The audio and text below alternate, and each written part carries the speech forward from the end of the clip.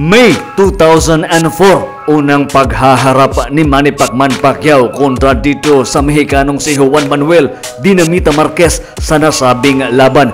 First round pa lang, 3 beses pinabagsak ni Manny Pacquiao ang nasabing Mexicano. Pero ang resulta, marami ang nagsasabi na nadaya daw si Pacquiao kasi naging tabla ang resulta sa nasabing laban.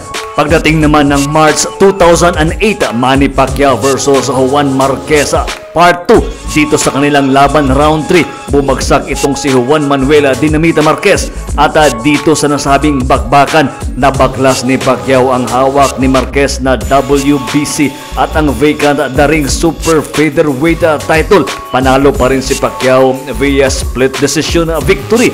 Pagdating naman ng November 2011, Manny Pacquiao versus Juan Manuel Dinamita Marquez Part 3. Dito is dinipinsa ni Pacquiao ang kanyang WBO welterweight belt kontra dito kay Juan Manuel Dinamita Marquez at nakuha pa rin ni Manny Pacquiao ang majority decision victory sa nasabing laban.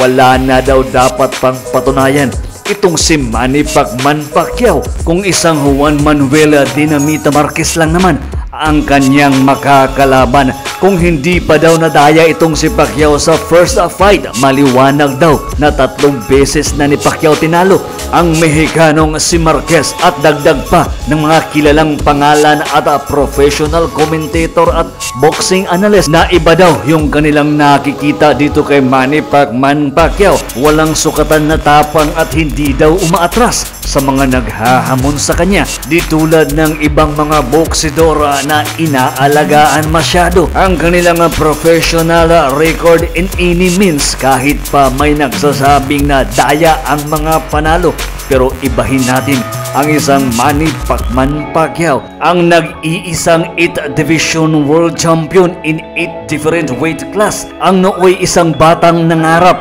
na maiahon ang kanyang pamilya sa hirap sa pamamagitan ng pagboboxing, at ang nasabing mga ambisyon ni Manny Pacquiao ay talagang ibinigay at ipinagkaloob sa kanya ng buong may kapal sa realidad ng buhay at sa totoong resulta ng mga accomplishment ni Manny Pacquiao is dala ni Manny Pacquiao ang bandirang Pilipinas at ni minsan wala siyang iniinsultong katunggali sa loob o sa ibabaw man ng ring.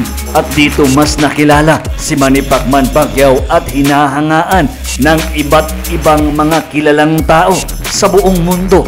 At ito ay isang patunay kung gaano kamahal ng mga boxing panatiko ang nag-iisang 8 division world champion na si Manny Pacquiao. Sa kabila ng mga tagumpay at accomplishment ni Manny sa mga laban na pinaniniwala ang magbibigay ng karangalan sa bansang Pilipinas, at dito sa laban sa boxing ay katulad din ng karera ng buhay na hindi lahat ng pagkakataon ay panalo sa mga pagsubok na kung saan pinapatunayan na ni Manny Pacquiao ang kanyang kalidad at kalibre. Pero may mga pagkakataon talaga na hindi para sa atin ang nasabing tagumpay. Sa ika-4 na pagkakataon na paghaharap ni Manny Pacquiao, ang laban na sana ay hindi na nangyari, pero talagang binigyan ni Pacquiao ng pagkakataon ang naghahamon pa din na si Juan Manuel Marquez na isang Mexicano. Sa nasabing laban, dito sinapit ni Manny Pacquiao ang malagim na pagkatalo sa kamay ng isang Mexicano nga matagal na niyang karibal na si Juan Manuel Dinamita Marquez via 6th round knockout. Unang pagkakataon na natalo si Pacquiao via devastating knockout loss dito sa kamay ni Juan Manuel Dinamita Marquez. Isang laban na non-titled fight na hindi na sana nangyari, pero binigyan ni Manny Pacquiao ng pagkakataon at dito niya naranasan ang malagim na pagkatalo sa kamay ng kanyang matagal na nakaribal na si Marquez. Balikan natin ang kanilang naging bakbakan.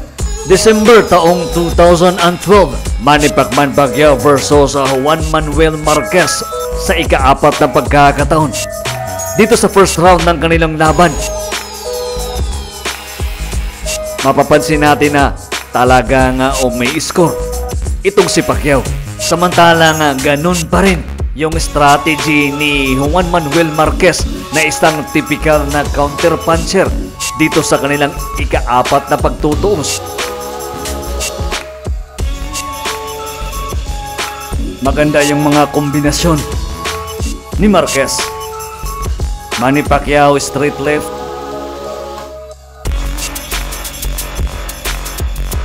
Talagang napakagandang panoorin yung bakbakan ng dalawa.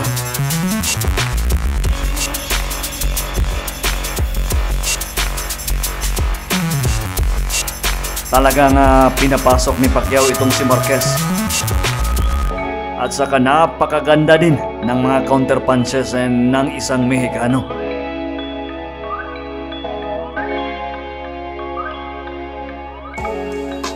Napakagandang right uppercut ni Manny.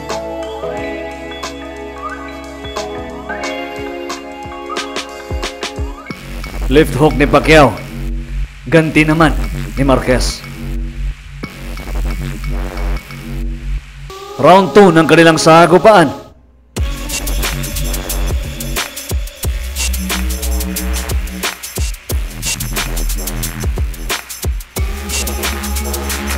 Talagang inaatake at inaatake ni Manny Pacquiao yung depensa ni Marquez. Pero kung mapapansin natin is talagang napakasulit ng depensa ng Mexicano. Manny Pacquiao talagang napakagandang magbitiw ng mga kombinasyon. Straight left ni Pacquiao. Uppercut at ganti naman ni Marquez.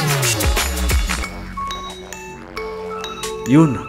Magandang straight left naman ni Pacquiao. Isa pang left straight ni Pacquiao.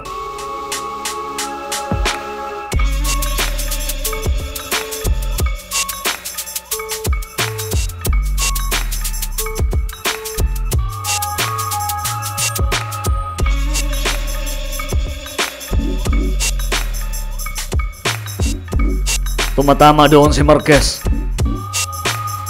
Manny Pacquiao umaatake na naman.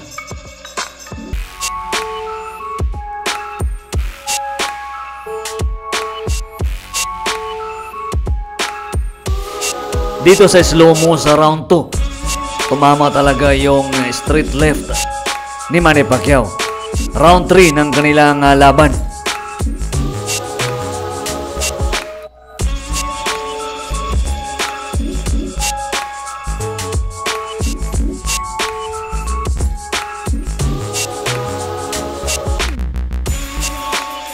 Manny Pacquiao umaatake na naman.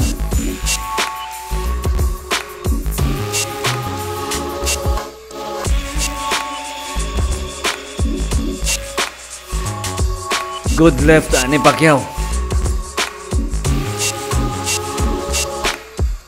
Body shot ni Juan Manuel Marquez. Ayun. Napakalakas na overhand right ni Juan Manuel Marquez. Bumagsak po dito sa round 3 si Manny Pacquiao.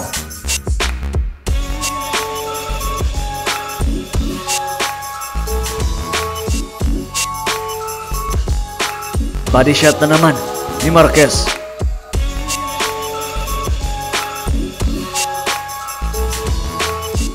Sa nasabing knockdown talagang tumama yung napakalakas na overright hand ni Marquez. Dito is nakuha ni Marquez yung third round.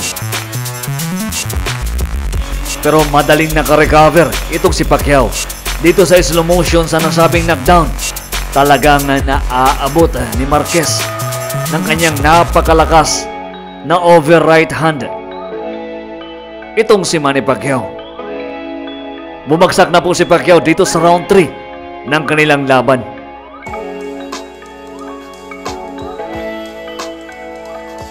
Dito sa round 4, ganun pa rin yung diskarte ni Pacquiao. Hindi pa rin natitinag si Pacquiao kahit nalasap na niya yung knockdown sa 3rd round. Dito sa 4th round talagang nag-i-initiate pa rin at umaatake pa rin itong si Manny Pacquiao.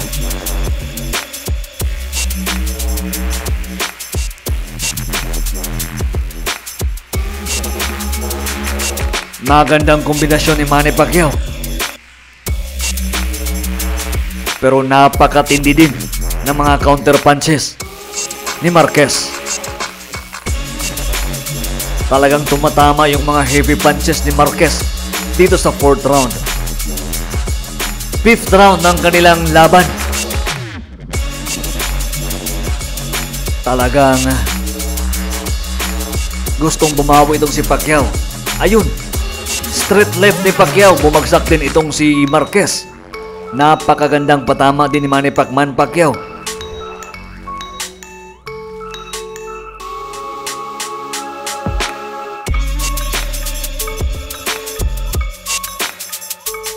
Napakagandang counter punches ni Marquez.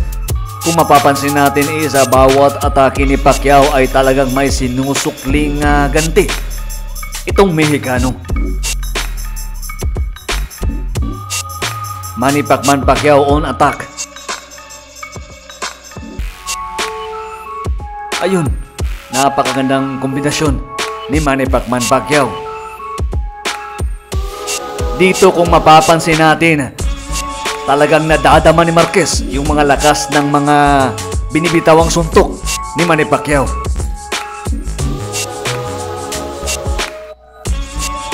Dito sa round 5, nagawa ni Manny Pacquiao na basagin yung ilong itong si Marquez. Pagkatapos ng knockdown, mapapansin natin dito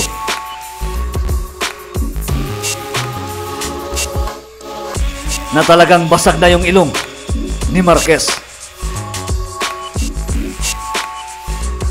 Ayun, nakabawi si Manny Pacquiao ng knockdown.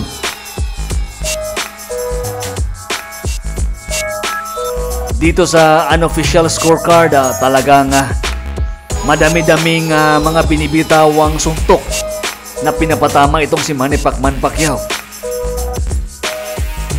Dito sa round 6, dito is talagang sinubukan ni Manny Pacquiao na tapusin ang nasabing laban. Pero sadyang natamaan ng talaga ito si Pacquiao ng napakalakas na counter right ni Marquez. Dito sa nasabing laban, kung makikita natin dito sa last round, itong round 6, talagang masasabi natin na ilang minuto na lang talagang makukuha na sana ni Manny Pacquiao itong si Marquez. Ayon sa espekulasyon ng mga boxing analyst is dito is hirap na sa paghinga itong si Marquez kasi basag na yung ilong ng Mexicano. Magandang kombinasyon na binibitawan ni Marquez. Pero Manny Pacquiao on the attack mode pa rin.